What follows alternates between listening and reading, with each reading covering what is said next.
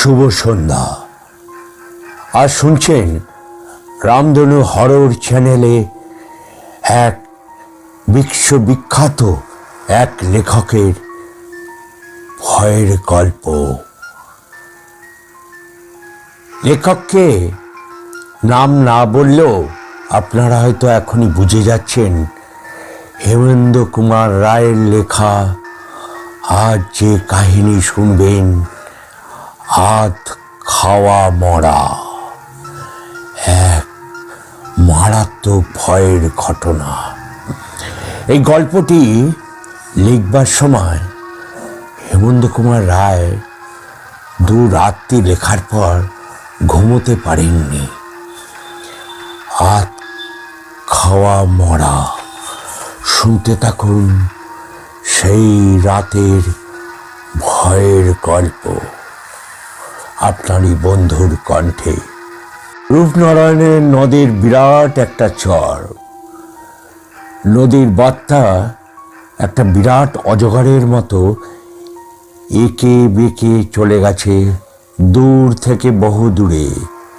বাঁধের ধারে ধারে দুপাশে বট, অশ্বত্থ, জাম, তেঁতুল, শিরীষ, অর্জুন আরো কত কি গাছ সব মাথা উঁচু করে দাঁড়িয়ে আছে।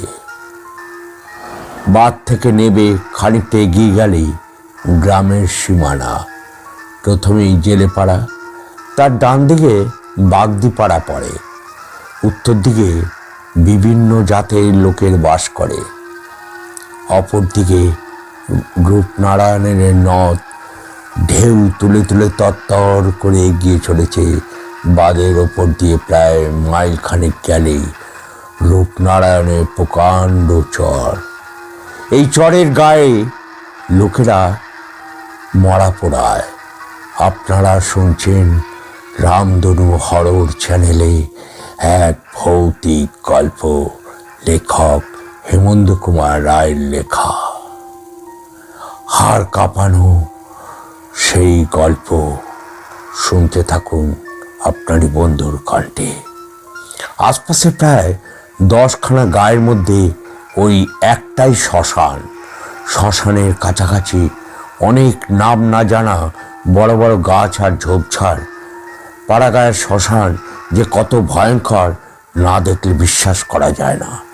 শ্মশানের চারদিকে ছড়িয়ে পড়ে আছে পোড়া কাঠ, হাত পোড়া বাঁশ, ছেঁড়া কাঁথা, ছেঁড়া কাপড়, ছেঁড়া মাদুর, মরার হাত, ভাঙা হাড়ি আর সরা।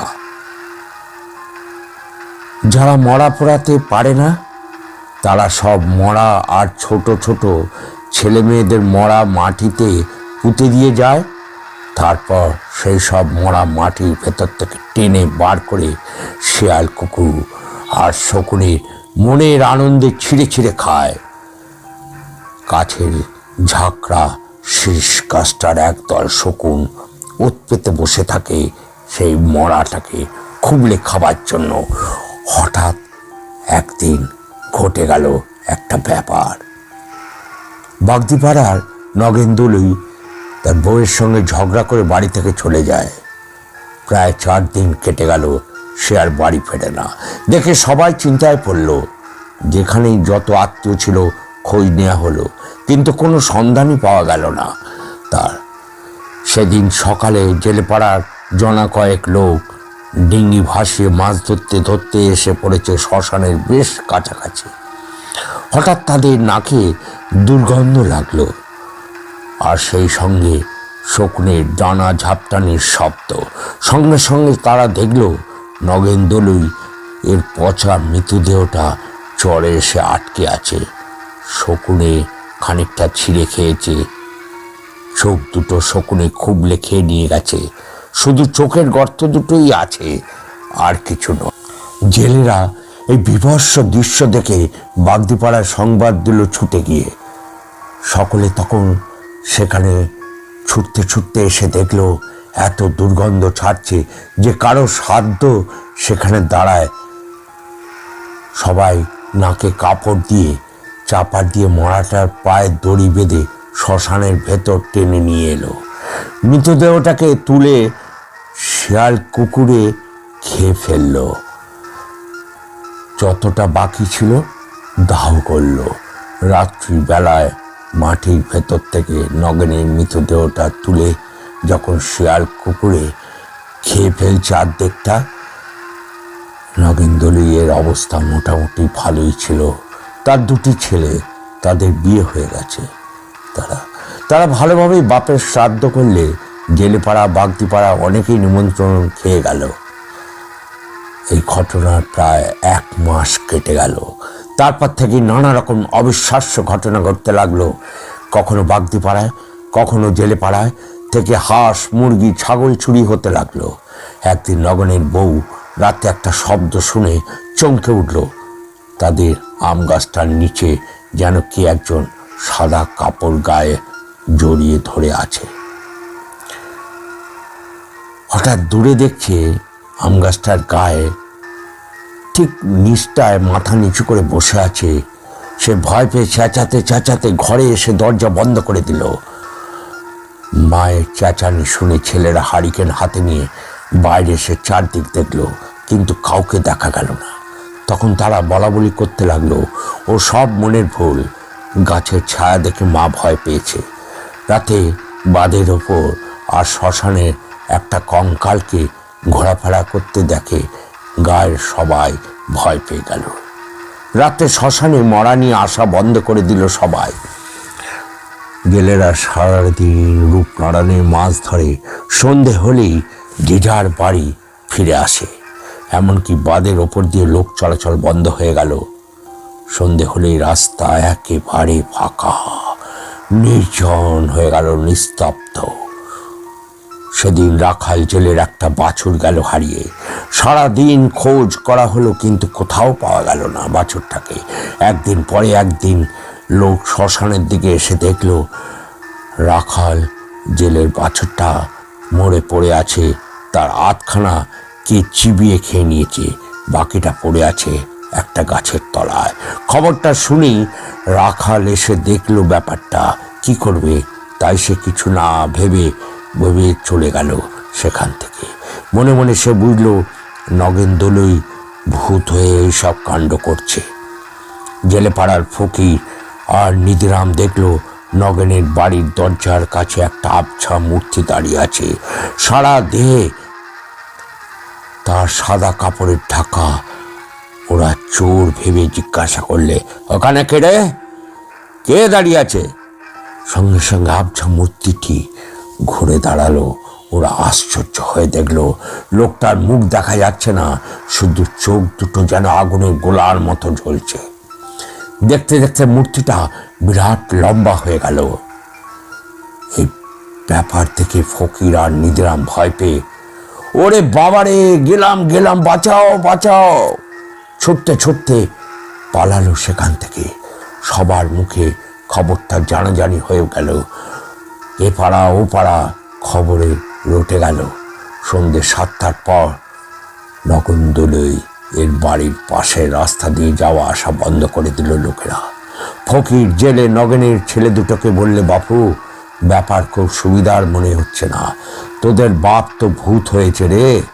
তোরা ছেলেপুলে নিয়ে থাকিস, একটা কিছু ব্যবস্থা কর, তা না হলে কোনো দিন তোদের বাপের বিপদ কাটবে না রে। নগেন বড় ছেলেটা ভয় পেয়ে গেল। কি ব্যবস্থা করা যায় দেখি খুড়ো, মাও একদিন দেখেছিল, আমরা তো তার কথা বিশ্বাস করিনি গো, কিন্তু এখন দেখছি বিশ্বাস না করে উপায় নেই। নগেনের ছোট ছেলে বললে, আমিও সেদিন ভোরের দিকে বাইরে বেরিয়ে সাদা কাপড়ের ঢাকা একটা মূর্তি দেখেছিলাম, কিন্তু সবাই ভয় পাবে বলে কাউকে আর কিছু বলিনি। নিধিরাম সব শুনে কিছুক্ষণ ধরে কি যেন ভাবলে, তারপর গম্ভীরভাবে বললে, এখানে কে তো ভূতের রোজাও নেই, তবে শুনেছি মহেশপুরে গ্রামে একজন লোক আছে, সে নাকি ভূত ছাড়ায়। তোরা তার কাছে যা তো, সে কি বলে দেখ। এই পরামর্শ দিয়ে ফকির আর নিধিরাম যে যার বাড়ি চলে গেল। নগেনের বড় ছেলে তার ছোট ভাইকে বললে, মহেশপুর এখান থেকে প্রায় 4 ক্রোশের ওপর যেতে আসতে প্রায় 9-10 ক্রোশ লেগে যাবে। আজকে তো আর যাওয়া সম্ভব নয়, কাল সকালে সাইকেল নিয়ে বেরিয়ে যাব, বিকেলে তাহলে ফিরে আসতে পারবো। এইভাবে দু ভাই যুক্তি করলে সেদিন রাত্রেই ঘটনা ঘটলে নগরের বাড়িতে। রাতে খাওয়া দাওয়া সেরে বাড়ির সবাই ঘুমিয়ে পড়েছিল। এমন সময় রাত প্রায় তখন 2টো থেকে 2:30 হবে। হঠাৎ হাঁস মুরগির ঘরে ঝটপটানি আর কক কক কক কক কক মোরগ আর মুরগি ডেকে উঠল। সবাই শব্দ শুনে ঘুম ভেঙে গেল। নগেনের বউ ভাবলে বোধহয় হাঁস মুরগির ঘরে শেয়াল ঢুকেছে।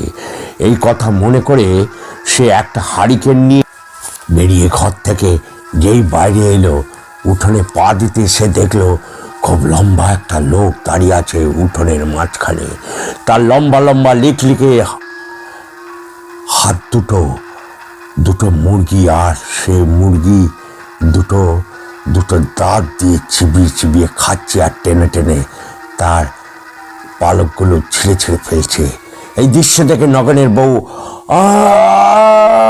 করে চিৎকার করে অজ্ঞান হয়ে পড়ল মাটিতে। সেই শব্দ শুনে ছেলেরা বউরা সব ছুটে এলো হারিকেন নিয়ে।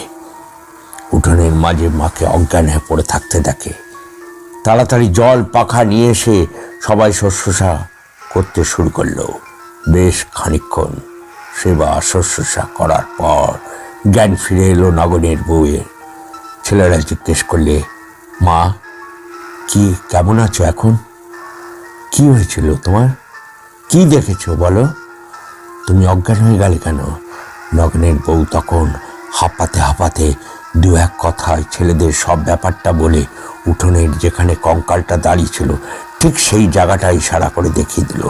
সবাই আলো হাতে নিয়ে উঠোনের মাঝখানে গিয়ে দেখলো চারদিকে মুরগির পালক আর রক্ত ছড়ানো রয়েছে, কিন্তু ধারে কাছে কাউকে দেখা গেল না। ছোট ছেলে বললে, হয়তো শেয়াল ঢুকে মুরগি খেয়েছে। হাতে বলতে, তুমি যাকে ধরে দেখতে দেখেছো হয়তো সেইটা অন্ধকারে ভুল দেখেছো। রাতের অন্ধকারে শেয়ালের চোখ আর মৃত মানুষের চোখ আমি পরিষ্কার দেখেছি। দপদপ করে জ্বলছিল তার চোখ দুটো। মা হয়তো তাই দেখে ভয় পেয়ে গেছে, অজ্ঞান হয়ে গেছিল। ছেলেদের কথা শুনে নগেনের বউ বললে, তোরা আমার কথা বিশ্বাস করলি না তো? কিন্তু আমি স্পষ্ট দেখেছি খুব লম্বা একটা ছায়া মূর্তি উঠোনে দাঁড়িয়ে আছে।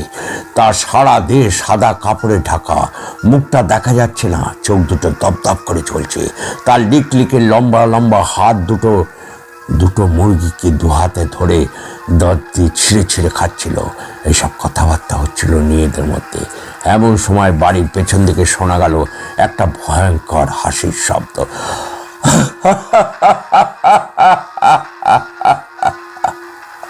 এই হাসির শব্দ শুনলে বুক কেঁপে ওঠে। সেই শব্দ শুনে সবাই চমকে উঠল। তারা বুঝতে পারল এটা একটা ভৌতিক কাণ্ড ছাড়া আর কিছুই হতে পারে না। ভয় পেয়ে সবাই ঘরে ঢুকে বসে রইল সকাল হওয়া অপেক্ষায়।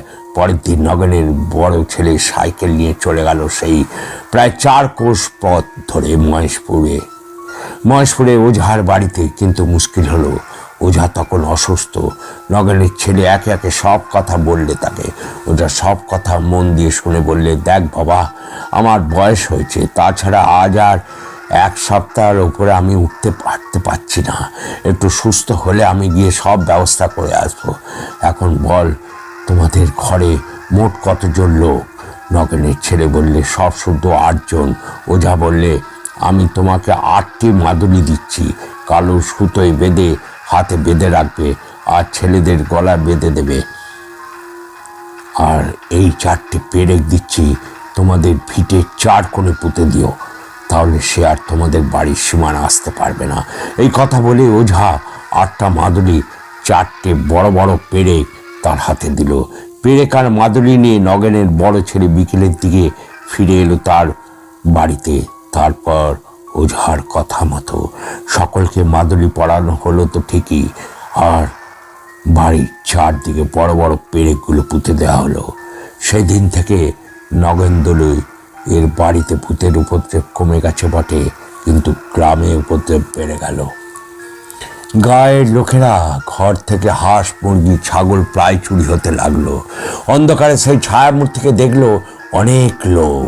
তাছাড়া কারো বাড়িতে গভীর রাতে ইট পড়তে থাকে দুম দাম করে। আবার কারো বাড়িতে গরুর হাড়, মোষের হাড়, মানুষের হাড় পড়তে থাকে। আবার কারো ঘরে চালে মরা পোড়ার কাঠ বাস পড়ে থাকে। সারা গায়ের লোকেরা ভয়ে কাঠ হয়ে গেল, তটস্থ হয়ে গেল। সন্ধে হয়ে নিঝুম হতে লাগলেই সবার একটা আতঙ্ক ভয় হতে লাগলো। যে যার ঘরে ঢুকে দরজা বন্ধ করে দিয়ে আলোটা নিভিয়ে কোনো রকমের রাত কাটাতে লাগে। সন্ধ্যের পর হতে অত বড় গ্রামটা যেন শ্মশানের মতো জনশূন্য হতে থাকে। মনে হয় সেদিন রাতে অনেক দূর থেকে একদল লোক একটা মড়া নিয়ে শ্মশানে এলো পোড়াতে। লোকগুলো চিতা সাজিয়ে মড়াটাকে তার উপর তুলে আগুন দিল অবশ্য।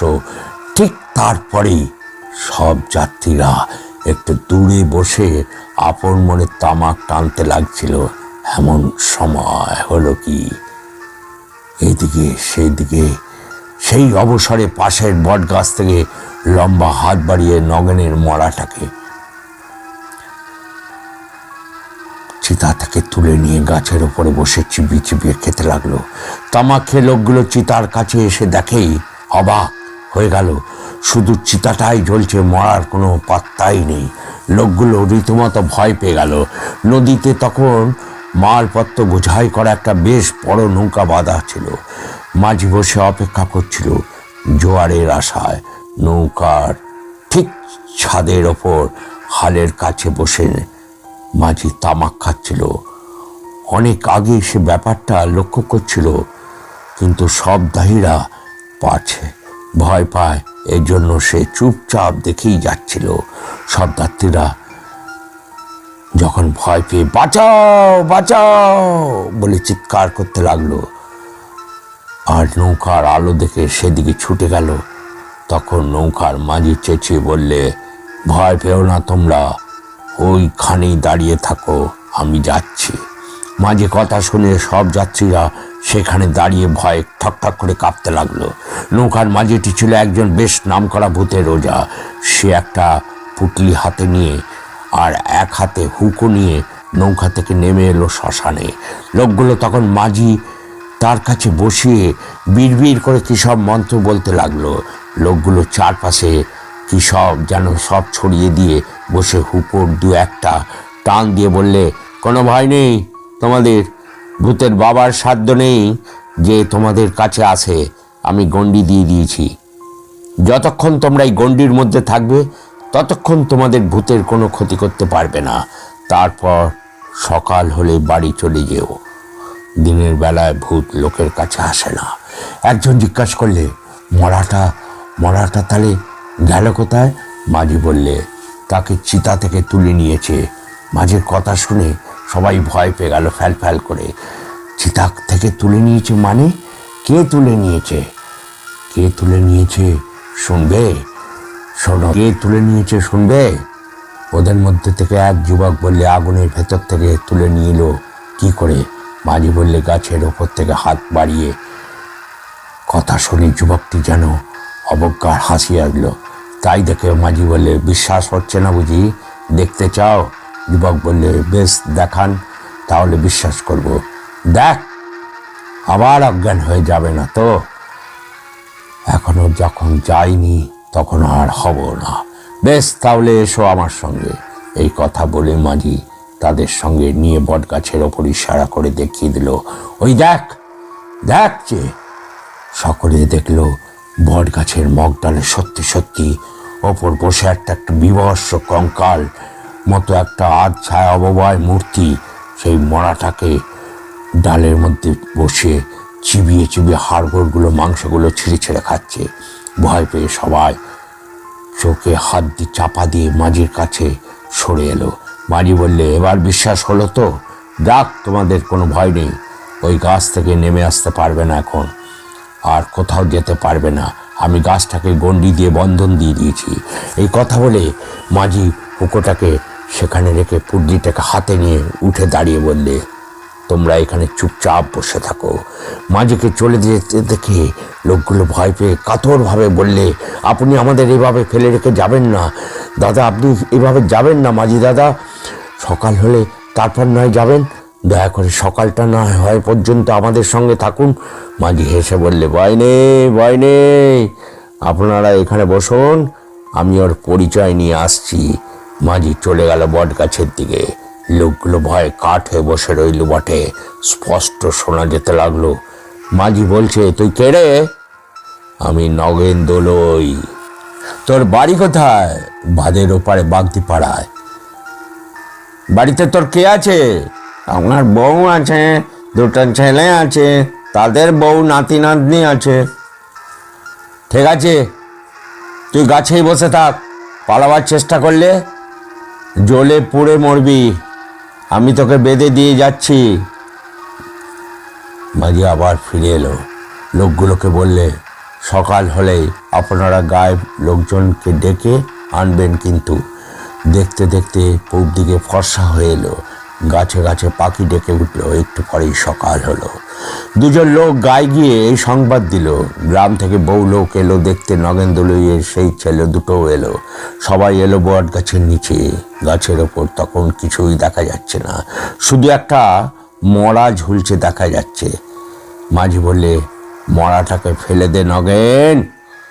সঙ্গে সঙ্গে ধপাস করে মরাটাকে মাটিতে ফেলে গেল। মাটিতে পড়ে গেল মরাটা। এমন সময় সবাই দেখে তো অবাক, মরাটার খানিকটা মাংস কে যেন খুবলে খুবলে খেয়ে নিয়েছে। মাঝি বললে, নগেনের ভূতটাই মরাটাকে চিতা থেকে তুলে গাছে নিয়ে গেছে। বসে বসে চিবিয়ে চিবিয়ে খাচ্ছিল। দিনের বেলাতে তো ওকে আর দেখা যায় না, তাই না হলে আমি দেখিয়ে দিতাম। মাঝি এবার বিড় করে কি সব মন্ত্র বলে উঠতেই গাছের ওপর থেকে খন খন করে গলায় নগেন বলে উঠল, এবার আমায় ছেড়ে দে বাবা, এবার আমায় ছেড়ে দে। মাঝি বললে, তুই এবারে একেবারে দেশ থেকে ছেড়ে চলে যেতে হবে তোকে। না, যাবো না, আমি এখানেই থাকবো। এখানে থাকবি মানে? এখানে আমার বউ ছেলে রয়েছে, তাছাড়া বউটার জন্য আমি জ্বলে পুড়ে মরেছি। ওকে আমি ছেড়ে কোথাও যাবো না, ওর ঘর মোটকে শেষ করবো। এই কথা শোনার পর নগেনের ছেলেরা ভয় পেয়ে মাঝিকে বললে, দয়া করে আপনি আমাদের রক্ষা করুন। মাঝি বললে, তোমাদের বাবা ভূতে কষ্ট পাচ্ছে, শুধু শুধু ওকে কষ্ট দিয়ে লাভ কি? নগেনের বড় ছেলেকে মাঝি বললে, তুমি গয়া গিয়ে ওর নামে পিণ্ডি দাও, তাহলেই তোমার বাবা প্রেতজনি থেকে উদ্ধার পাবে। তখন গায়ের একজন বয়স্ক লোক বললে, এখন ওরা কি করবে? যদি আজ রাতেই কারো ঘাড় মটকে খায়, গ্রামবাসীর ক্ষতি করে? মাঝি বললে, তা পারবে না, আমি গাছের চারদিকে গণ্ডি দিয়ে বন্ধন করে দিয়েছি। ও গাছ থেকে কোথাও যেতে পারবে না। 7 দিন ওই গাছে বন্দি থাকবে। তার মধ্যে পিণ্ডি দেওয়া না হলেও ও আবার গ্রামে গিয়ে উপদ্রব করবে। নগেনের ছেলে বললে, আমি আজই রওনা হয়ে যাচ্ছি। মাঝি বললে, তুই উদ্ধার হলে কি চিহ্ন রেখে যাবি? এবার কিন্তু উত্তর এলো না। গাছের ওপর থেকে খোনা গলায় চেঁচিয়ে বলে উঠল নগেন, ওরে বাবা রে, গেছি রে, গেছি, জ্বলে মরলুম রে, জ্বলে মরলুম।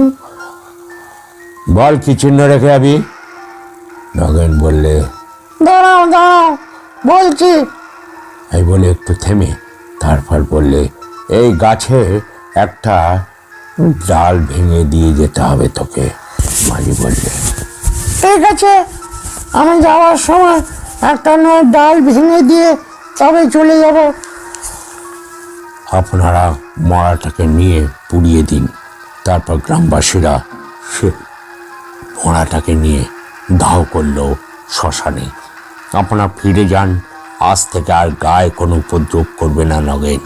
এই কথা বলে মাঝি ফিরে গেল নৌকায়।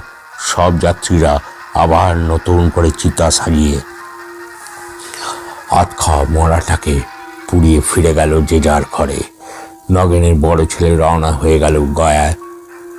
সে যেদিন নগেনের নামে গয়া পিণ্ডি দিল, ঠিক সেই দিন দুপুরে মরমর করে সেই বিশাল গাছের ডালটা, বট গাছের ডালটা ওপর থেকে ভেঙে পড়ল। অবাক হয়ে গ্রামবাসীরা দেখলো সেই দৃশ্য।